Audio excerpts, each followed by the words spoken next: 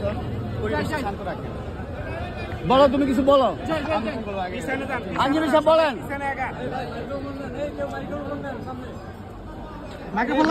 মামুন কিছু বললে বলো, মামুন কিছু বললে বলো। আমার বলার অনেক কিছু আছে, আর আপনারা তো জানেনই সব হচ্ছে। আমাকে নিয়ে কিন্তু 1-1.5 বছরের মধ্যে কোনো কন্ট্রোভার্সি আপনারা দেখছেন না, আমি এগুলোর মধ্যে যাচ্ছিও না। মানুষের এটা হচ্ছে চারিত্রিক সমস্যা, এগুলো অনেক বিষয় আছে।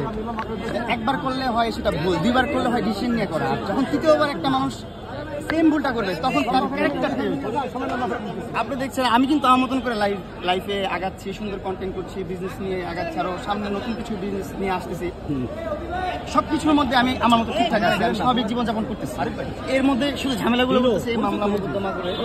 আমি জানি আমার বাংলাদেশের আইনের প্রতি আমার ভরসা আছে, শ্রদ্ধা আছে, ইনশাল্লাহ আমার ন্যায় বিচারটাই হবে আর আমি এখান থেকে রেহাই পাবো। সেই যেমন মামলা আর থাকবে না বেশি দিন। সে যেমন হ্যাপি আছে তার লাইফে, সে আমি বলি সে হ্যাপি থাকুক, সে তার মতো থাকুক, আমার কোনো রিভেঞ্জ নেই, আমি রিভেঞ্জে বিশ্বাসী না। যদি আমার সাথে কেউ কোনো খারাপ কিছু করে থাকে, রিভেঞ্জ অফ নেচার আছে, নেচার তাকে কিছু বুঝাবে। আমার কোনো রিভেঞ্জ নেওয়ার কিছু নেই, আমি কারো কাছ থেকে কোনো প্রতিশোধ চাই না, কোনো রাগ খুব চাই না, আমি চাই নর্মাল একটা লাইফ লিড করতে। দেখছি সবার কাছে এতটুকুই আমার চাওয়া। জানতে চাই ভাই, কি মামলায় আপনার আজকে ছিল হুমকি, আমি নাকি হুমকি দিয়েছি, ইভেন আমি সিঙ্গেল টেক্সটও করি না, আমি নাকি তাকে হুমকি দিছি। জানি না আইনকে আমি সম্মান জানাই, আইন অবশ্যই ভালো কিছু করবে। আইন সন্তুষ্ট হয়ে আমাকে আজকে জামিন দিয়েছেন। আপনি কিছু না আপনি যখন গ্রেপ্তার হন আপনি অনেকটা নার্ভাস ছিলেন এবং আপনার মা আপনাকে জড়িয়ে ধরে কান্না করতেছিল, এই বিষয়ে একটু কথা বলবেন। অবশ্যই জেলখানায় আসা বা হাতে হাত করা লাগানো অত আহামরি খুশির কিছু না। অবশ্যই মন খারাপ থাকবে, আমার মারও আমার মা কান্না করতেছে, তাকে দেখে তো আমার ভিতরে চুরমুর হয়ে যাচ্ছে সবকিছু। আমার তারও বেশি কষ্ট লাগতেছে আমার মার চোখের পানি দেখতে। আমি সবচেয়ে বেশি ভালোবাসি আমার পৃথিবীতে আমার মাকে। আমার মা যখন কান্না করছে তখন আমার ভিতরে আর কিছু নাই। আমি এই জিনিসটা কষ্ট পেয়েছি, আমি জেলখানায় আসতেছি, এটা হচ্ছে সেটা হচ্ছে, সেটা আমার বেশি কষ্ট না, সবচেয়ে বেশি কষ্ট হচ্ছে আমার মা কান্না করতেছে। এবং এই যে জামিন পেলেন, আবার আসলেন কোর্টে, আজকেই আসলেন, আজকেই আবার জামিন পেলেন, আসলে কেমন লাগতেছে একটু বলবেন?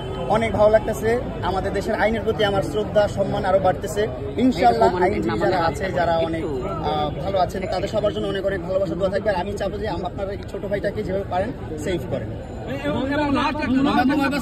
ভাই লাস্ট একটা কোশ্চেন আপনার কাছে একটু জানতেই চাই, লাইলার প্রতি আপনার কি বার্তা রয়েছে? আমার তো আমি বলে দিলাম আমার বার্তা, সে তার মতন তার জীবনযাপন করবে, সমস্যা নেই। আমি কখনো কোনো কিছু নিয়ে পুক করি না, কখনো ডিস্টার্ব করি না। আমার সোশ্যাল মিডিয়াতে আপনি দেখবেন না আমার কোনো অশ্লীলতা আছে বা অশ্লীলতা করছি, আমি আমার কোথাও পাবেন না। আপনারা যদি দেখাতে পারেন, আপনারা যে শাস্তি দেবেন আমি সেটা নিয়ে নেব। আমি কিন্তু নিজেকে পরিবর্তন করছি, কিন্তু করতে দিচ্ছে না আমার। এবং আপনার একটা আইডিতে মেবি আপনি একটা পোস্ট করেছেন, আপনি সুন্দর লাইফ লিড করতে চান। জি, আমি সুন্দর লাইফ লিড। আপনার কেন জানি আপনার সবারই ইচ্ছে একটা সুন্দর লাইফ লিড করবে, কিন্তু কেন জানি আপনার উপরে এই ঝামেলাটা বারবার চলে আসছে। এটা নিয়ে 5বার ফেস করতেছি মামলা। একটা মামলা খারিজ হয়ে গেছে, আর যেটা সাইবার ক্রাইম মামলা ছিল, মামলা আমার করার কথা ছিল কিন্তু আমার আগে সে করে ফেলছে, দেন সে রিকভারি করে এখান থেকে চলে গেছে। ইটস ওকে, আমার কোনো মামলা টামলা করতে চাই না, আমি মামলায় যাবো না কখনো। আমি চাই সে আমাকে এই জিনিসগুলো থেকে মুক্তি দিয়ে সে তার মতন যেহেতু লাইফ